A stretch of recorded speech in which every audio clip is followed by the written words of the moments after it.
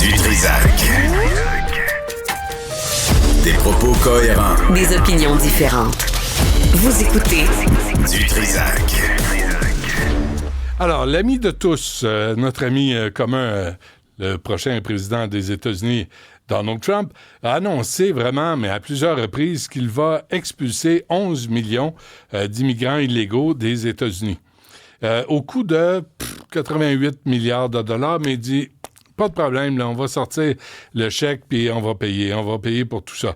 Qu'est-ce que ça veut dire sur le terrain? Avec nous, il est associé vice-président chez Arton Capital, Mohamed Bennis. Monsieur Bennis, bonjour. Bonjour, M. Dutrisac. Merci d'être avec nous. C'est Bennis, c'est comme ça qu'on prononce? Oui, Bennis ou Benny, dépendamment de la journée. Mais là, c'est vous. Décidez-vous. Là. C'est Benny, vous le boss. Benny. Benny, parfait. Vous l'avez vu, cette annonce-là, hein? 11 millions de personnes qui vont se faire sortir des États-Unis. On peut prévoir, M. Benny, qu'il y en a une partie qui va venir au Canada? Effectivement, écoutez, le Canada a toujours été un peu le plan B pour les États-Unis lorsque ça vient de l'immigration, surtout quand il y a des événements polarisants qui viennent d'arriver, notamment justement les élections aux États-Unis, puis ça arrive presque à chaque 2 ans, même au niveau des élections de mi-mandat. Il y a toujours une augmentation de la demande auprès de notre firme pour justement voir les options qui s'offrent aux gens des États-Unis pour venir au Canada. Bon, mais justement, pour que les gens comprennent d'où vous venez, M. Benny, c'est quoi Arton Capital? C'est quoi votre mission dans la vie? Ben, écoutez, Arton Capital, c'est assez simple. C'est une société mondiale de services conseils financiers, mais qui est spécialisée dans les programmes de résidence et de citoyenneté par investissement.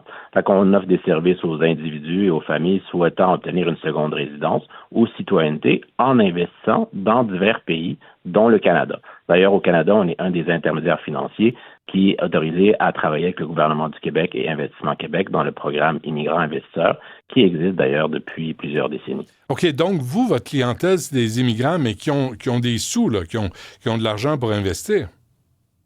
Écoutez, effectivement, il y a plusieurs programmes d'immigration au Canada et au Québec. Ouais. Nous, on se spécialise dans les programmes qui utilisent justement des fonds pour investir ou créer des entreprises pour venir au Québec et au Canada. OK. Ça, c'est fondé, je sais pas, ça fait combien de temps vous êtes là, mais je lisais que c'est fondé depuis quoi, 2006? Je me demandais... Oui, c'est ça, hein? Oui.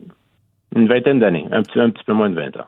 Qu'est-ce qui a changé depuis 2006? Parce qu'on a passé de Stephen Harper à Justin Trudeau. De votre côté, sur le terrain, dans la réalité, qu'est-ce que ça a changé? La réalité, c'est qu'avant, nos clients venaient beaucoup plus du Moyen-Orient, de la Chine, de l'Iran. C'était une clientèle qui voyait le Canada comme étant un peu l'Eldorado de venir s'installer pour que les enfants puissent aller à l'université ou à l'école secondaire et avoir accès à une meilleure vie avec un meilleur passeport.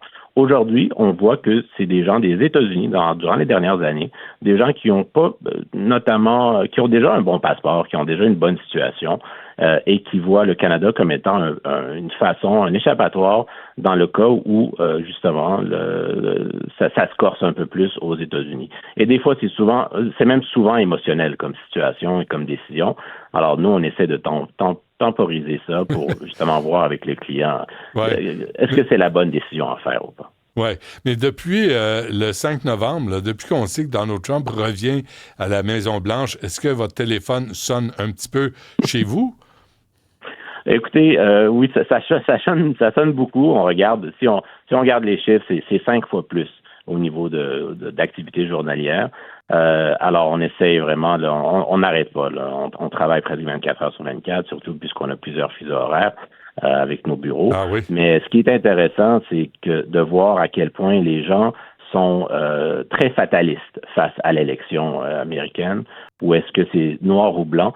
Et bien sûr, ça aurait pu être de l'autre côté si Harris serait devenu président des États-Unis. On aurait eu la clientèle de l'autre côté, je pense. Mais ce que ça démontre, c'est que les gens cherchent une alternative, que ça soit à court, moyen terme. L'alternative est vraiment sur la table pour beaucoup de gens aux États-Unis. Mais M. Benny, quand vous dites 5 fois plus, là, si c'est 5 fois 2 appels par jour, c'est pas si pire, mais ça revient à combien chez vous? À peu près? On parle de plus d'une centaine d'appels par jour. Avant, c'était peut-être une vingtaine. Mais là, je parle juste des États-Unis. Je parle pas du monde entier parce que nous, on fait aussi plusieurs pays au niveau de l'immigration par investissement. Mais pour les États-Unis, on avait peut-être une vingtaine par jour et là, on est à plus d'une centaine. Et quel est le ratio de gens sérieux qui vous appellent? C'est un ratio, surtout pour les États-Unis, c'est souvent des gens qui ont déjà mûri leur décision, même si elle est émotionnelle. C'est une décision qui a été prise en y pensant, en regardant, en magasinant aussi les pays. Et le Canada reste toujours un peu au-dessus de la liste avec d'autres pays comme l'Australie et la Nouvelle-Zélande. Mais le Canada est toujours... D'ailleurs, nos chiffres démontrent que 32% des gens qui veulent quitter les États-Unis et qui sont dans une certaine parenthèse financière, 32% veulent venir au Canada, 17% en Australie et 16% en Nouvelle-Zélande. Ah, ouais. Alors, le Canada reste un des pays les plus attrayants pour les gens fortunés. OK, ceux qui ont de l'argent pour investir. OK, est-ce que... Mais ça, si je comprends bien, M. Benny, votre clientèle n'est pas la clientèle qui passait par le chemin Roxham? Non, écoutez, je commenterai pas sur cette clientèle-là parce que, vous savez, on ne connaît jamais la situation du peuple. Vous savez, l'immigration, on ne sait pas ce que les gens vivent pour faire, justement, aller marcher plusieurs milliers de kilomètres pour passer le chemin Roxham. Alors, j'essaie de rester un peu loin de cette conversation parce que, de un, ce n'est pas notre expertise et de deux, on peut jamais marcher dans les souliers de l'autre. Par contre, nos clients, c'est la clientèle américaine. On a fait un sondage récemment, quelques semaines avant l'élection. Et parmi les millionnaires américains interrogés, 53% affirmaient qu'ils seront plus enclins à quitter les États-Unis après l'élection. Puis là, on parle de 48% des électeurs pour Harris estiment également que l'économie américaine sera affaiblie sous un gouvernement Trump. Ont-ils raison? On ne sait pas, mais ça démontre vraiment que il y a vraiment un engouement pour sortir. Hey, dites-moi donc, méthodologie... Oui. Non, mais juste une parenthèse, M. Benny. Est-ce que Bruce Springsteen vous a appelé? Est-ce que Taylor Swift vous a appelé? Parce qu'il y en a une gang qui avait promis de quitter les États-Unis. Écoutez, on ne divulgue pas les identités de nos clients, mais je peux vous dire que l'engouement est généralisé. Mais sérieusement, OK, sans me donner de nom, est-ce qu'il y a des gens connus qui vous ont déjà appelé? Écoutez, oui, la réponse c'est oui. Il y a plusieurs gens connus qui nous ont appelés, mais que ce soit des gens des États-Unis que d'autres pays. Mais ça démontre qu'aujourd'hui, avoir une deuxième résidence ou une deuxième citoyenneté, ça ne veut pas dire une relocalisation. Ça veut seulement dire que ces gens-là ont un plan B. Ces gens-là peuvent utiliser une citoyenneté comme étant un avoir, de la même manière qu'ils achètent une troisième maison, plusieurs véhicules, achètent des actions en bourse. Ça devient un peu un avoir dans leur patrimoine familial qui peut même être donné aux générations futures. Et des fois, c'est simplement des décisions d'affaires aussi qui peuvent pour optimiser certaines choses, certains déplacements, certaines revues diligentes s'ils veulent rentrer dans certains pays émergents avec leur passeport original dont ils n'ont pas accès. Alors, c'est pas juste je veux partir ou j'aime pas où est-ce que je suis. Il y a plusieurs raisons qui sont valides pour aller dans ce temps vers cet avenir. Moi, j'ai l'impression, M. Benny, là, puis peut-être j'ai tort, mais j'ai l'impression que le gouvernement canadien fédéral est pas prêt, là, il n'a pas réfléchi au scénario Donald Trump revient à la Maison-Blanche. Est-ce qu'on vous consulte? Est-ce que, vous m'avez parlé du gouvernement du Québec, mais est-ce qu'on vous appelle puis dit, OK, vous autres, qu'est-ce que vous voyez, qu'est-ce que vous entendez sur le terrain?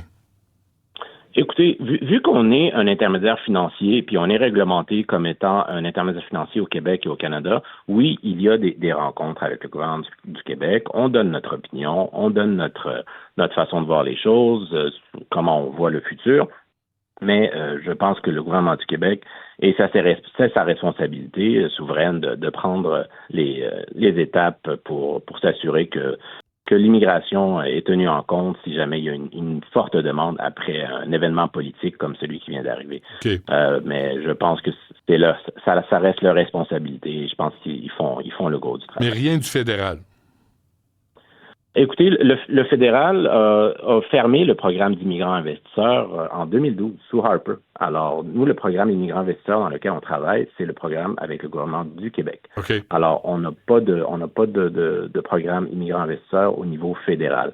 Alors, c'est pour ça que je ne pourrais pas commenter sur la façon qu'ils voient les investisseurs. Okay. Mais il y a d'autres programmes pour des entrepreneurs qui sont différents des investisseurs au niveau fédéral, qui sont souvent, sans faire un jeu de mots, revampés, pardonnez mon anglicisme, pour essayer de pallier à la réalité ponctuelle. OK. Deux dernières affaires avant qu'on se quitte, M. Benny. En 20 ans, là, Arton Capital, vous avez participé à l'intégration de nouveaux Canadiens.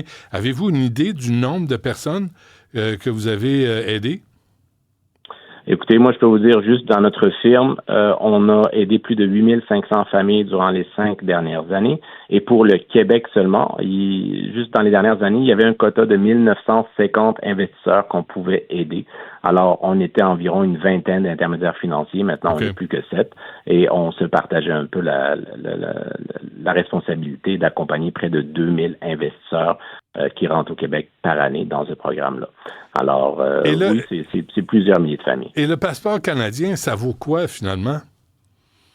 Ben, c'est bien que vous me le demandez parce qu'on a développé un outil qui s'appelle le passeportindex.org et ça permet justement de voir la valeur de notre passeport et de tous les autres passeports, de les comparer et le passeport canadien reste dans le top 10, c'est pas le top 5. Puis au-delà de l'entrée ou ce qu'on nous donne justement comme entrée dans les différents pays, il y a la valeur, le goodwill, la valeur ésotérique du passeport canadien qui reste extrêmement bien apprécié à l'international. Ésotérique? Ben écoutez, c'est une valeur où est-ce que c'est quoi un passeport canadien versus américain, des fois, on va dire que le Canadien va être un peu mieux traité quand il va justement s'expatrier ou visiter à l'étranger. Alors c'est une valeur un peu ésotérique où est-ce que le Canadien est beaucoup mieux accueilli que d'autres passeports qui pourraient avoir la même valeur au niveau de combien de pays on a accès. Et le passeport le plus sollicité, c'est lequel? Alors aujourd'hui, on a 2 pays qui se battent pour la première place. Il y a ou peut-être plus que 3, mais il y a le UAE qui est les Émirats Arabes Unis. Il y a le passeport italien, le passeport de Singapour. Alors, il y a des passeports qui sont très durs à obtenir et qui vous donnent accès à presque la planète entière. Et ça, c'est un des 3 passeports. Bon, alors, il n'y aura pas de chômage chez vous pour les prochaines années. Ça, c'est clair. Non, on va continuer. On va continuer à travailler très fort. Parfait. Mohamed Benny, associé vice-président chez Arton Capital. Un gros merci. À la prochaine. Merci. Au revoir.